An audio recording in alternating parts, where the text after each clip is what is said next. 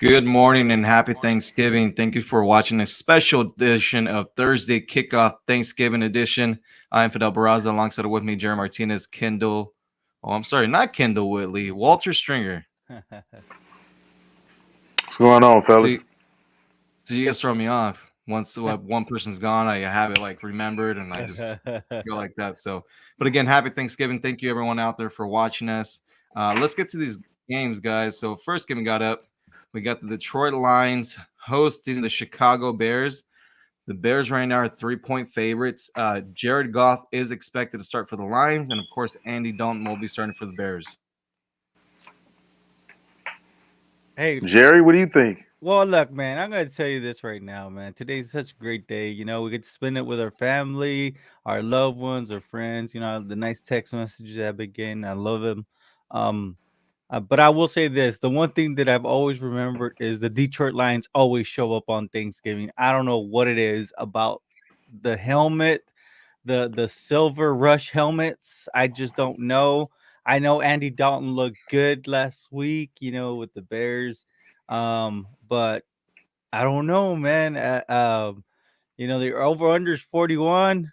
I could see that happening. I can actually see it over 41.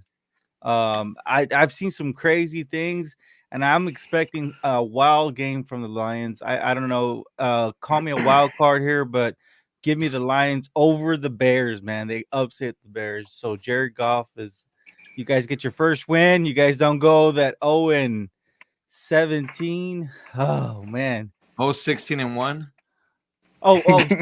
My bad. That's right, because you guys have Yep. the tie. Yeah, Yep. with the Tie. Steelers. Yeah. So I just think that for whatever reason, this day really brings out the best in the Detroit Lions. I don't know if you can attest to this. Not always.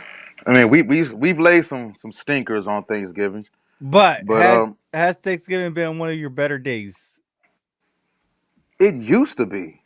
I think if we think back to, we were damn near unbeatable back in the Barry Sanders, Herman Moore days, where we were scoring 35, 40 points on people. But I think since that era of football ended, we've kind of struggled on Thanksgiving. We've had some guys, some not so good quarterbacks walk into Ford Field or walk into the Silver Dome and beat the crap out of us, including Joey Harrington that one year when he played for the Miami Dolphins. So he came back and beat us.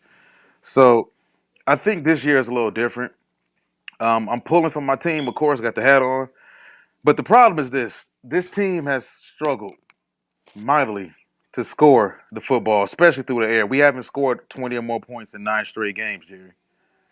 That's got to be, I think we have to be embarking on some sort of NFL record. We haven't scored 20 or more points since week one. So if you look at that, since week one, since week two, we scored 17 against Green Bay, 17 against Baltimore, 14 against Chicago, 17 against Minnesota, 11 against Cincinnati, 19 against the Rams, 6 against the Philadelphia Eagles, 15, actually, yeah, 16. We tied with Pittsburgh, 16 against Pittsburgh, and 10 last week against Cleveland. That's putrid. And like I said, Well, I can't remember the last time a team went this long without cracking 20 points.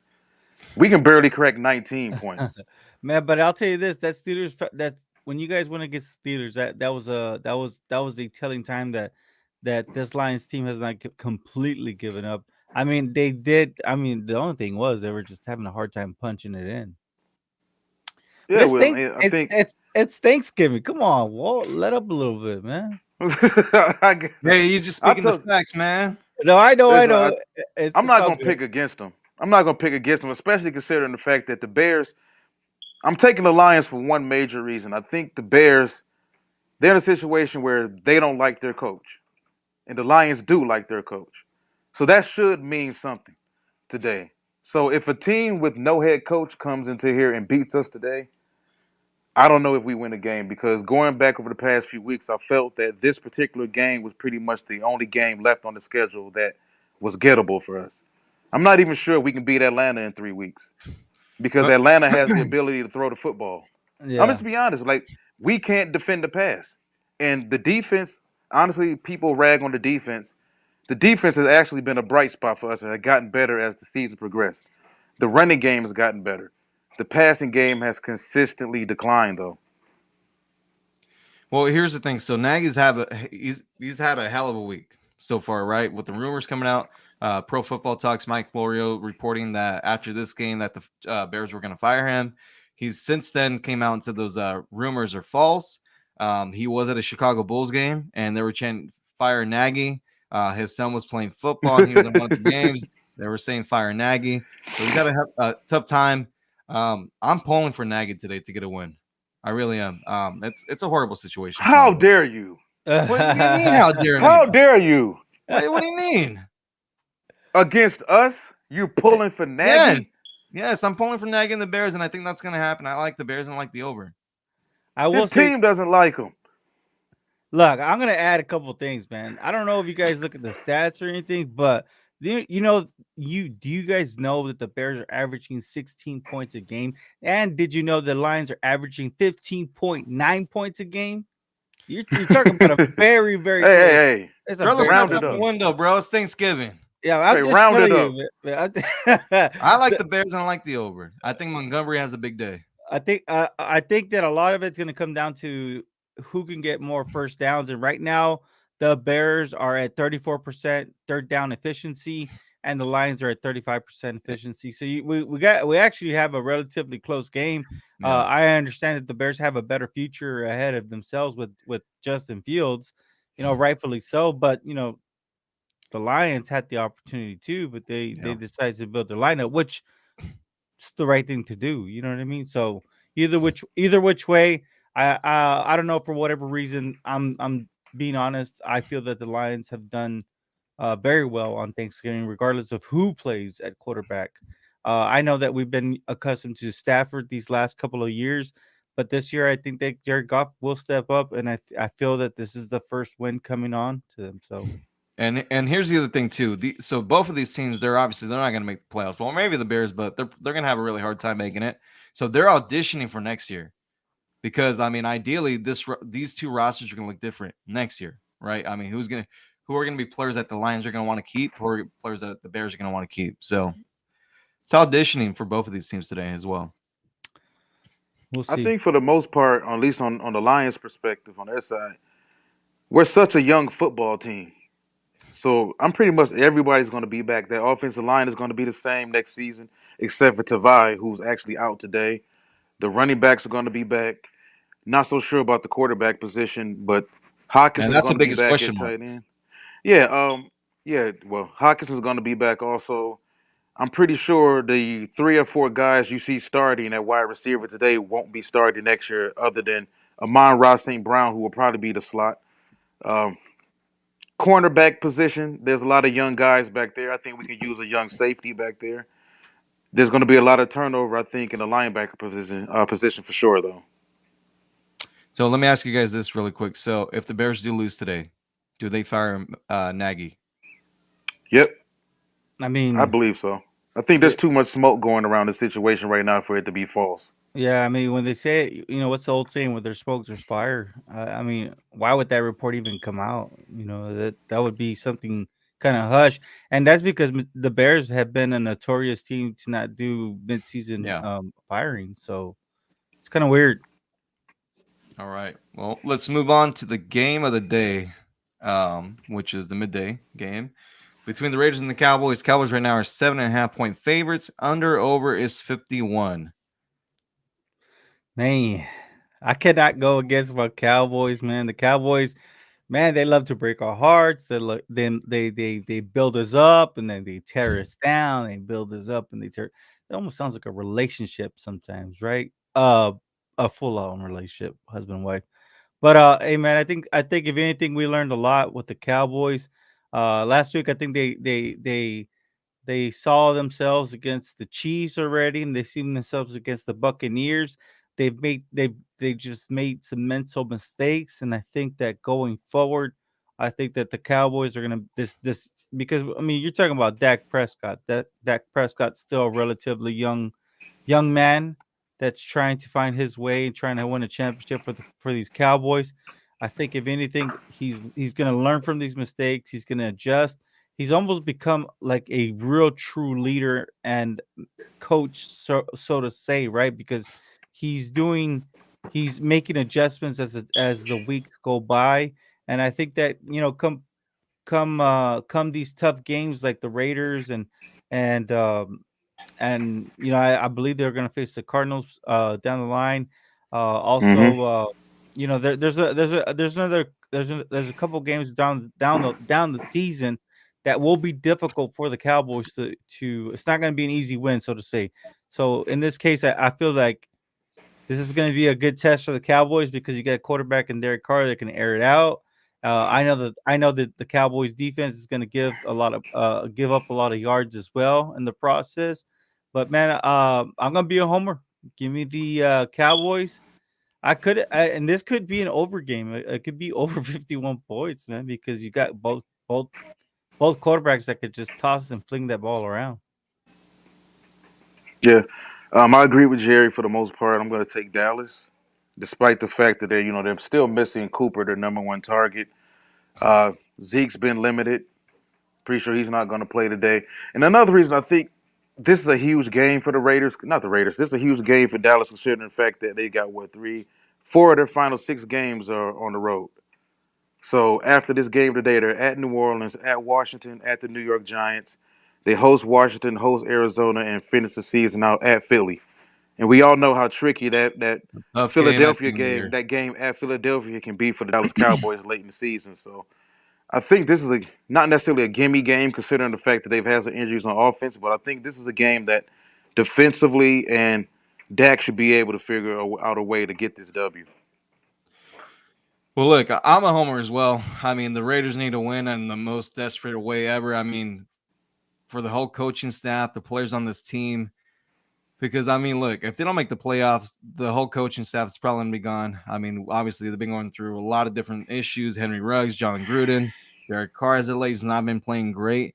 I'm gonna pick the Raiders now. If they do lose, I still feel they cover the points, and I like the over. Hey, I mean, I'm not gonna knock you over. I'm not gonna knock you for it. But go Cowboys. Yeah, but I mean, look, especially with Cooper out and CeeDee Lamb out. I mean, You guys don't have corners. well, no, but I'm saying still, like the two of the best players on the Cowboys are out. I mean, the game should be a little bit closer than what people expect. Although I will say this, when you put on some tape, man, you guys second round pick Trevon Moehrig. Wow, you guys future's bright with that safety, man. That guy can cover some ground, man. And Casey Hayward's been playing good as well. He hasn't allowed a touchdown this season, so but we'll Yeah. see. Yeah. All right, and then let's move on to the nightcap. Buffalo Bills 6.5-point favorites over the Saints. This game is in New Orleans. Over is 45. I've lost all faith in Bills Mafia. I'm sorry, man. I'm being honest. They've let me down both back to back weeks. Um, what's going on with Buffalo? First and foremost, before I get into it, uh, can anybody answer that question, Walter? What's wrong with the Buffalo Bills? Coaching. Wow, both offensively and defensively. No, I think mainly the they the big problem with Buffalo is the fact it's not that secondary, it's the fact that they never fixed the run defense. I felt they were good enough offensively this season, and that guys like Greg Russo and other guys they pick up would be good enough in the pass rush game, which they have. I mean, Buffalo's been able to bring pressure with Ford pretty much all season, but they can, like I said, they still can't stop the run. If you look at them offensively, the main issue is that they paid Josh Allen a ton of money, and when They you did. get paid that type of money at that age, people expect you to just stop growing. Like Josh is still growing. Josh isn't a finished product, but he's paid like he's a finished product. Yeah. And I think that what's going on, what happened last week to the New Orleans Saints? The Saints were the number one run defense in football before they ran into Philadelphia last week. What Philadelphia did to the Saints, Buffalo can't do. And I don't think Buffalo wants to do. And if you ask me to be honest, as bad as people may feel the Eagles are, I think if the Philadelphia Eagles play Buffalo tomorrow, they would do the exact same thing to Buffalo that they did to New Orleans. Because it's been proven you can punch Buffalo in the mouth. And if you punch Buffalo in the mouth running the football, now we understand we don't know who's going to actually run the ball today for the Saints, Mm-hmm. but I'm taking the Saints. I think it's good. And I told Fidel this before the game, before we even started the show. I felt this was the fact that the Saints were at home, and I also felt that Sean Payton, this is a game where he can go into the locker room and say, "Guys, we're beat up. Don't worry about it. I'm about to outcoach this guy over here." And he'll listen. The Saints are too good defensively, and the Buffalo Bills are too stubborn offensively for them to beat the Saints. I just don't think they'll do it. I think Peyton will manufacture some offense like he's been able to do with Trevor Siemian in the past 3 weeks. They scored 29 against Buffalo, although some of it came in garbage time, but they were still able to move the football. And I agree, Jerry. I just don't trust Buffalo. Yeah, I just don't trust Buffalo, but I mean, I've never really been a stat guy. I've always been what I watch on film. But statistically, right now, I mean, Buffalo Bills defense is still ranked first in the NFL. The completion percentages for the Saints, I know you've had a mixture of quarterbacks. They're at 58.8% completion percentage. You know, the Bills are at 65% now, or Josh Allen, right? Is at 65. Then, of course, like I said, defense. The Saints have a relatively good defense, but right now the Bills still are number one. Let me see. And New Orleans is ranked number eighth. On offense, that's kind of where it kind of distinguish. You get a little bit distinguished, a little bit different mixture of things here. Uh, Let me see. What I saw was Buffalo actually is averaging 29 points, 29 and a half points a game, and the Saints have been averaging 25 points a game. So when with that mixture, man, as much as I don't trust Buffalo, give me Buffalo. But it's not going to be a pretty game. I think there's going to be a defensive game, and I just think whatever quarterback can make it. Oh, and also the third down efficiency in excuse me, in the last 3 games, the New Orleans Saints have a 37% completion percentage on third down, and the Buffalo Bills have a 47% completion on third down efficiency. So who's getting the first downs? Buffalo. So give me the Buffalo Bills in an ugly game and give me the under on 45. I like the Bills. I like the Bills to win big today. Here's why. They got blown out last week by the Colts. This is the perfect bounce back game. New Orleans is missing a lot of key pieces on offense. And I just don't think they're going to be able to score points today. So I like the Bills. And give me the under. Yeah. It's unfortunate, man. The Saints have always been so good, right? For a long, long time now. I don't know. And TJ, I know DJ, the state of the Saints franchise. Man, he's I love it, man. He's not giving up on his Saints, and shout out to TJ. I'm rooting for your Saints, man. But dang, on Thanksgiving, Shout out TJ, but the Saints are losing today. Well, Buff. I'm gonna say this. Well, I think Buffalo's numbers are a little inflated by that 45-17 win over the Jets a couple weeks ago.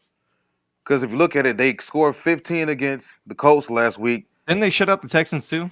They only scored 6 points against Jacksonville 2 weeks ago. So that Mm. number is kind of inflated by that Jets game. Because they scored 26 against Miami back on Halloween. So yeah, I mean they've had some good games. How But if you can really go through their schedule and look at who they played, and you look at Josh Allen's completion percentage, Josh is out there completing 25, 26 passes for 208 yards. Ru- So uh, I expect his completion percentage to be that high. I think he was 21 for like 36 last week, and only cracked 209, I believe. Hey, so let's fix these teams in the offseason. What should either both the Bills do in the offseason, and what should the Saints do in the offseason to fix these issues going forward? Bills need to get a running back. What do you think? Bills need to get a running back. They need to get a different head coach. I think. I think the offensive philosophy needs to change a little bit. Needs to change. Actually, I think it needs to change a lot. Um, a consistent, dependable, like more of an X factor tight end. somebody that can make more plays downfield than what they have because Stephon Diggs had 2 touchdowns last week, but he was also a guy. It was another one of those. I think he was 4 catches for 23 yards last week. So the more they don't run the football, and it's not like they can't run the football, they just choose not to.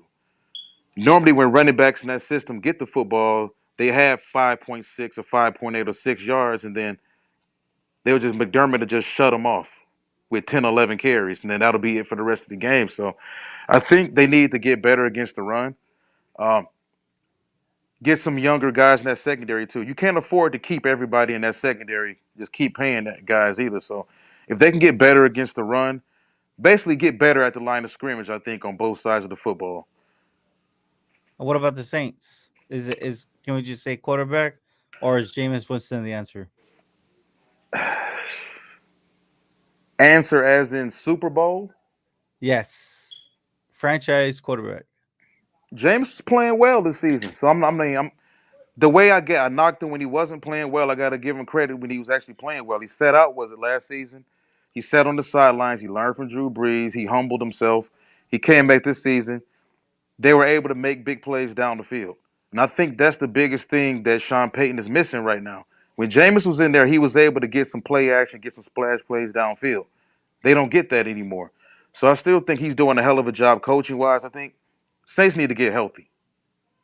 The, They're and missing what, 2 offensive linemen? They're missing Ramchek and Armstead. They're both out. and Alvin Kamara and Michael Yeah, Thomas.